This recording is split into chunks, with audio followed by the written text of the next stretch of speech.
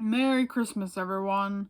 Hope it's a great day for you and that you're getting all the gifts that you wanted and you're spending some great time with your families.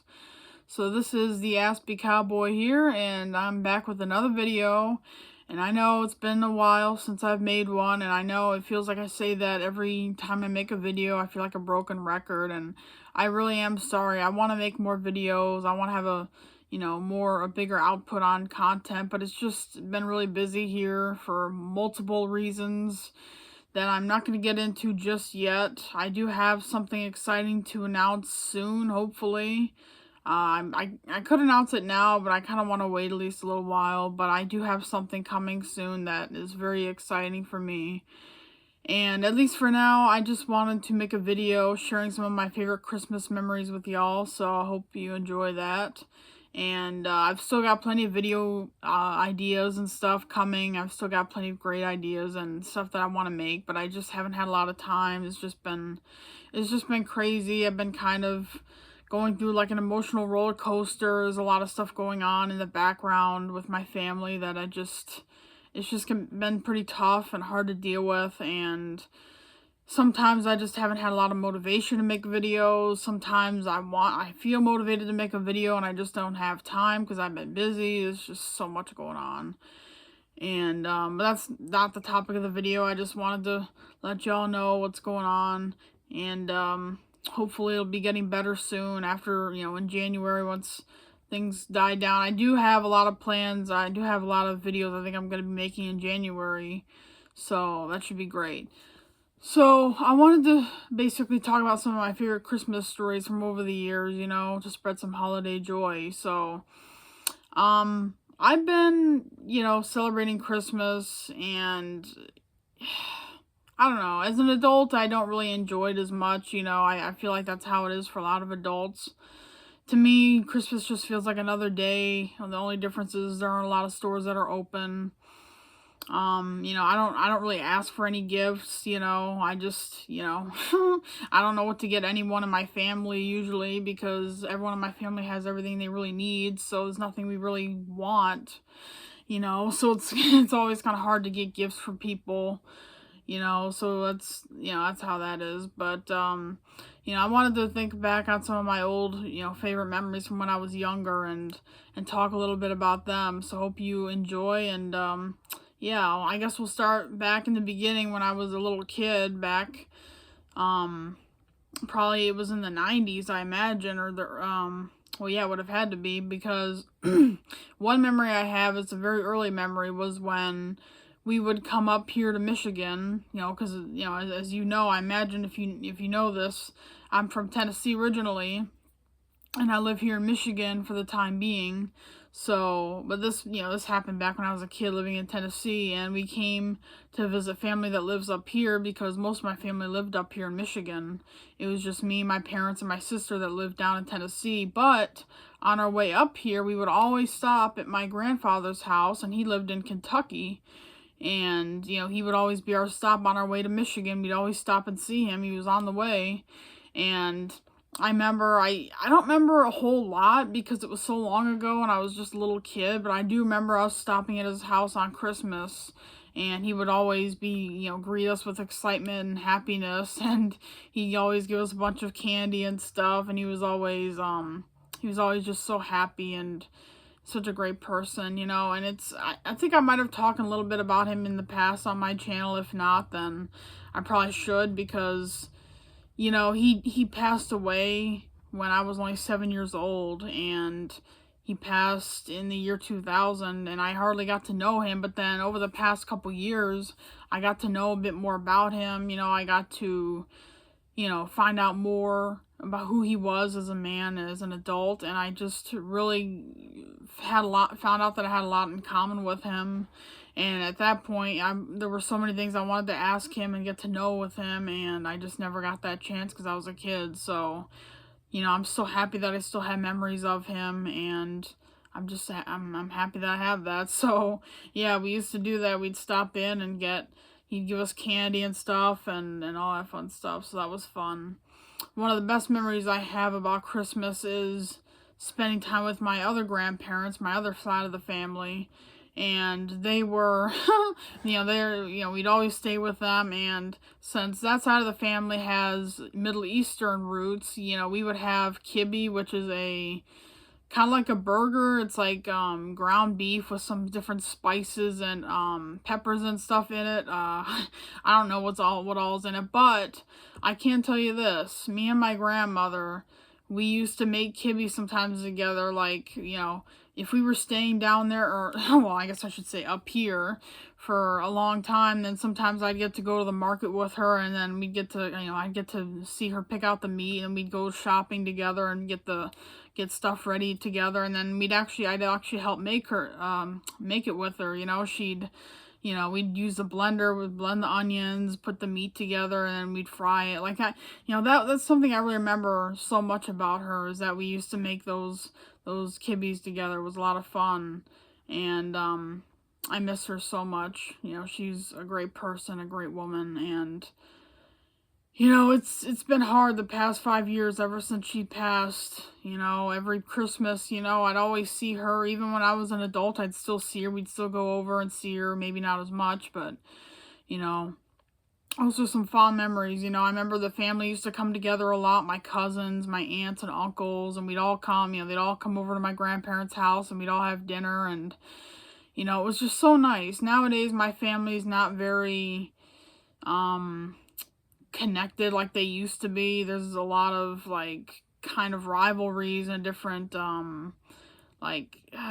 tensions and stuff between certain family members. I'm definitely not going to get into all that, but it's not like it used to be, and it's just kind of sad. And but yeah, those were definitely some fond memories I have, and that was back when we had our little Maltese dog. Well, it wasn't my dog. Well, we did have her name was Tasha for, I think, about a month or so down in Tennessee.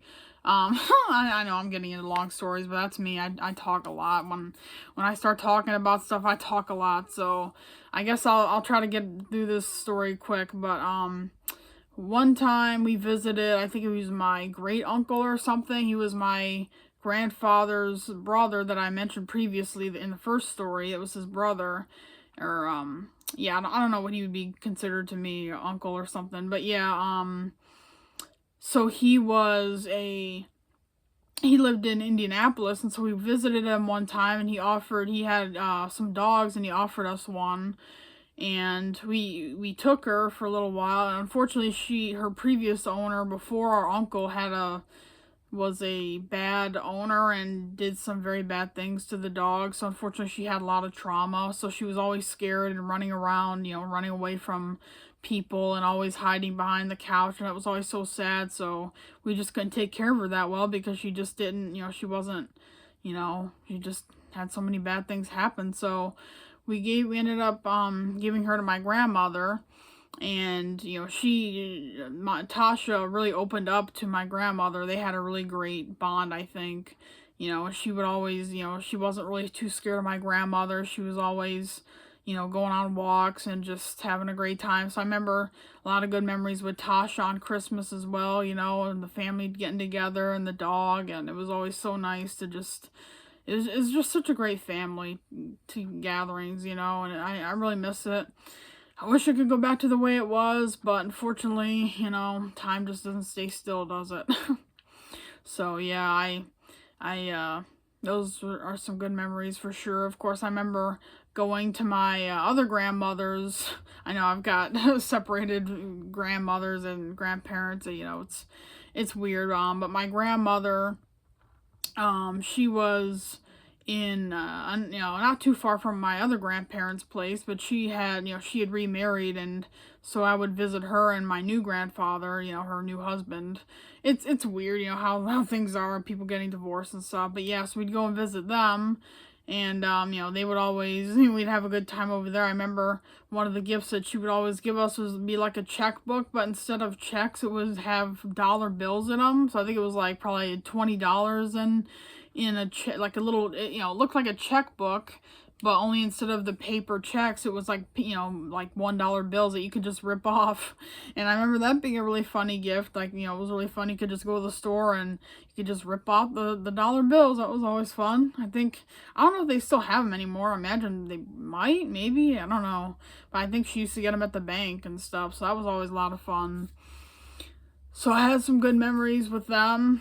And a really cool memory I have is when I was in school and we had I was in chorus class. I believe I've talked about this in a previous video.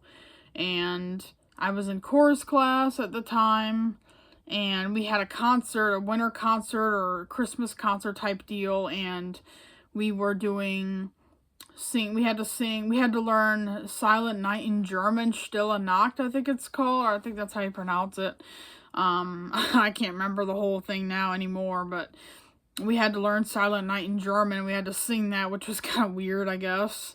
But I think that's what the original lyrics are there. I think they originally was written in German, but yeah, so we had to learn that, and then we had to learn a couple other songs. And then, of course, me being the public speaker, I asked the teacher if I could, like, make an announcement or say something during the choir.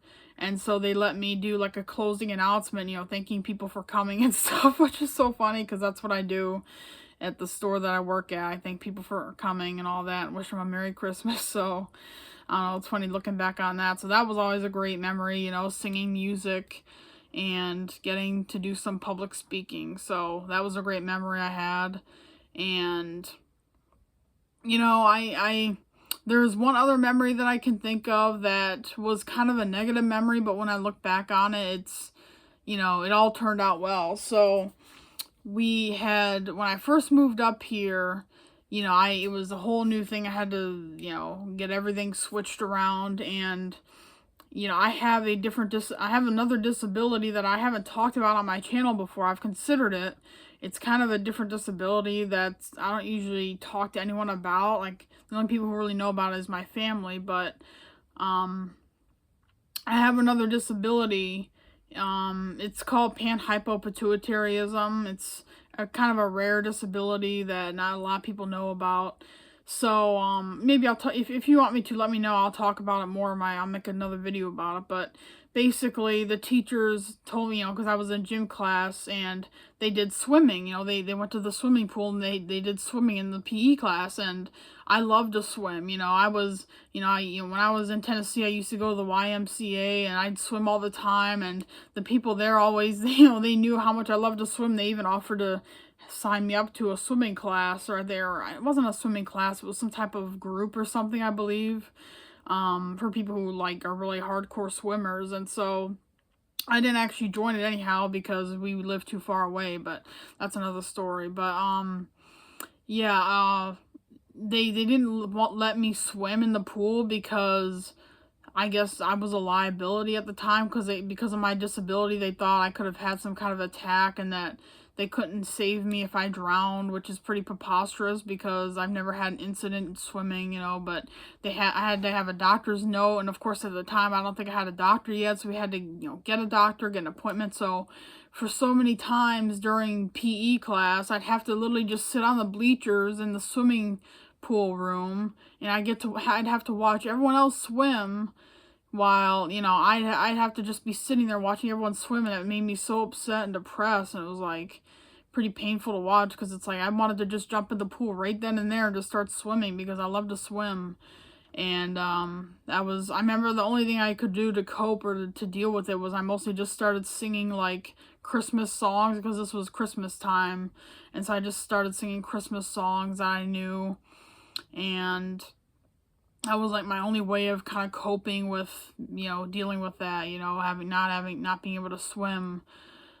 So that was kind of a sad story, but it does have a good ending because I did end up getting to swim. I got my doctor's note and I was able to swim 1 or 2 times before that school year was over, so it was cool. And the best part is now I have practically my own private swimming pool because I have one of my dad's friends actually has his own swimming pool, so during the summer I could just, we can call him up and say, hey, we want to, ask if we can swim, and I can just have the whole pool to myself. And that's awesome because I don't have to deal with all the noise and, all the stress that, you have to deal with in a public pool, the screaming and all the people around, and so it was great. So I practically have my own private pool whenever I want. And that's, basically the happy ending to that. I know it's not really Christmassy, but I guess the Christmas songs are part of it. So, but I don't know. I just want to share a happy ending. So yeah, we don't own a pool, but we have access to it. So it's pretty cool. So it's been a lot of fun.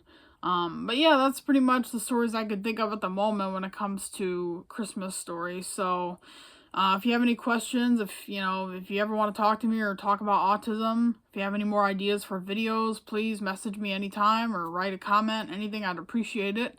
And until then, I'll see y'all in the next video, and have a great day and a great week and a happy new year. I'll see y'all next year. Bye.